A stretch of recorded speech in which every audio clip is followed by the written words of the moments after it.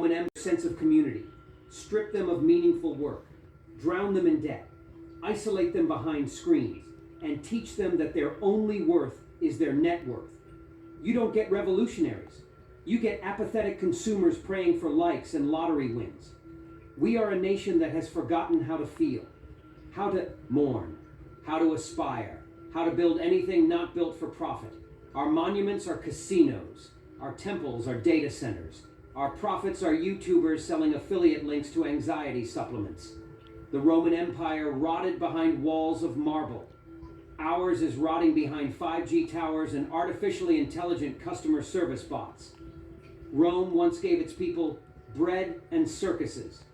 America gives them DoorDash and TikTok until the algorithms start censoring reality and the bread gets replaced with ultra-processed garbage subsidized by corporate lobbyists. A nation without moral clarity is a ship without a rudder.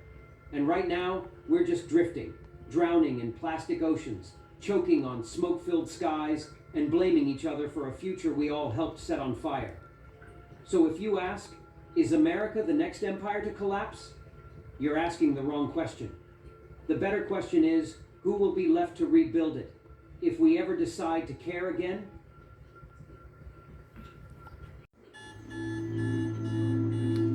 And that is the moral of the story. I mean, the evidence speaks for itself, doesn't it? You know, as we socially drift apart, as we go into our digital worlds, as technology has overtaken everything with AI and all this stuff going on, our complete disengagement with society, our loss of moral clarity and sense of community, I mean, it's evident, right? And I think the reality is people are mad about these things and they don't realize in some ways we've all contributed to a point. But I think that's what people feel wanting nostalgia of America back. I think that this is what they feel like they're missing. And some people don't realize that's what it is. So they get distracted thinking other things are the problem. It's not the actual collapse of the empire. It's not the corruption. It's not the elite running everything. It's done. No, it's the other people from other communities we don't understand or we disagree with. And then again, deflection. And this is what the elite do best. At the end of the day, it's quite evident that the empire of America is collapsing right now. I mean, the evidence speaks for itself. So, I thought that was an excellent video highlighting the collapse of the empire in America. And it's like so spot on. It talks about the currency, it talks about the healthcare system, the childcare system, how much it costs to raise a family, the cost of housing, the fact that America's allowed foreign investors to buy up everything. It's all speaking for itself. I mean, we're witnessing it. Because, like I said, that's the only generation I know. I'm the millennial generation. The only thing I've remembered is from my generation on, things have become unaffordable, unattainable. Stability has went out the door. What I was taught, like many of us were taught, we were growing up saying, if we just do everything right, well, we can live the American dream. And it shows that that's not evident anymore. So, like I said, my generation, as soon as I became an adult age, it was the Iraq War. Then it was the collapse of the financial and housing market. And then after we finally started coming out of that, we never came back the same.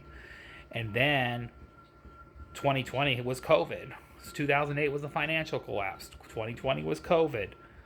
When the economy was finally starting to get back on track and people were starting to make more money and get on their feet and things were becoming affordable, and all of a sudden when things started finally working out a little bit, then COVID happened. And then after COVID, what happened? Everybody isolated. And then we came back out of COVID, inflation became a problem. It's just one thing after another. And now people can't afford stuff anymore because everything's so out of control with their prices. Inflation's been the crippling part on everything now. So now it's inflation. Supply chain shortages. Now corporations take advantage of that and price gouge everybody. Now the donor class has effectively bought our whole government. You know? So they're using propaganda to distract people and manipulate them. The evidence speaks for itself. You know? Our nation no longer leads with moral clarity. You know? And what moral clarity may mean to somebody, one person might mean something else to somebody else. Moral clarity is, what do you stand for? What do you want to see for your country? What do you want to see for your community? Okay, moral clarity is just having a sense of direction of where you want the country to go. You know? And it's really just about having a good governance, you know? And having checks and balances in our government. And having the branches of government do their part. You know? But the things that were designed to to protect America's empire are being dismantled, because effectively we allowed corporate America to run roughshod over everything. So Google, Amazon, and all these other corporations are just running everything behind the scenes. They're doing more than even our elected representatives are. So that's kind of where we're at as a country. And we're not voting for that. That's the messed up part. We're voting for elected officials, but the powers to be are actually running everything, as you see, which is kind of sad, right? AI is now taking over everything, which is why I was very critical of the big, beautiful bill, or big, awful bill, I call it, that effectively gave AI more power than it already had. You know, and we watch the governing body in office right now just give away more power to AI. More. It was already becoming a problem. So, yeah. Like I said, it speaks for itself. Okay, y'all. Have a great night. I'll see you later. Bye.